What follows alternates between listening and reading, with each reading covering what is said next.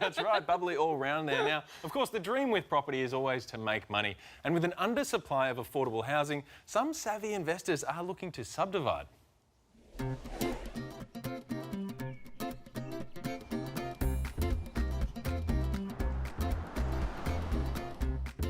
The great Aussie dream used to come in quarter-acre blocks, but they're becoming more rare than they used to be. A lot of the experts that we're talking to are talking about the increasing need for medium-density housing.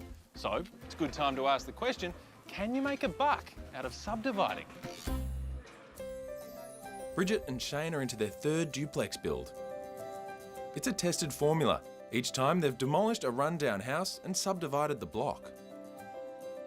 It offers that bang for buck, and you can play to the market a little bit. You've got the option of sort of two houses that you can live in one, you can rent them both if the market's playing that way, or you can sell them both.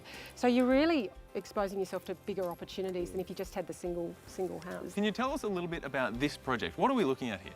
This is on, I think, about 580 square metres, and it's stuck right in between, two other houses in Sevilla. So, that's the great thing about the dual locks now, that, you don't need that kind of block. And 4 bedrooms apiece with a garage. I mean, it seems like it's really packing a punch. Yeah, so there's a lot of house on, this 300 square metres each property. Well, it sounds fantastic. I'm keen to have a look. Can we have a bit of a tour? Yeah, sure. Great. Yeah. Oh, main bedroom Main here, bedroom, yeah. yeah. Okay, Through here, yep. And that's got the ensuite and everything there, so it's a very large bedroom. It sure is, and it's filled with light. Look at this. Wow. Yeah. The couple uses a building company to help with their projects. One of the reasons is because the company negotiates with the council on their behalf.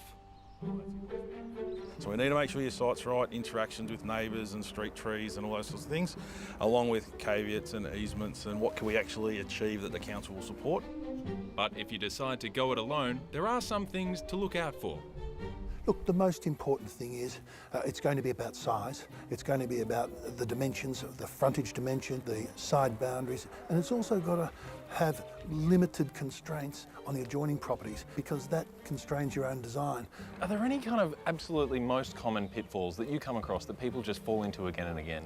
People will think that they can achieve a permit for a dual occupancy because someone told them it's okay. But that someone can't afford to be your motor mechanic or your dentist or your doctor or whoever gave advice. It's got to be someone that has credibility and experience in this field. Otherwise, you're just going to use all these expensive plans for wallpaper and never see the development take place. The process takes around 2 years from the purchase of the block to the sale of the duplexes. But for Bridget and Shane, it's worth the wait. Yeah, it can be financially really, really rewarding. And the profit certainly is in the hundreds of thousands. We're not talking $10 here, so.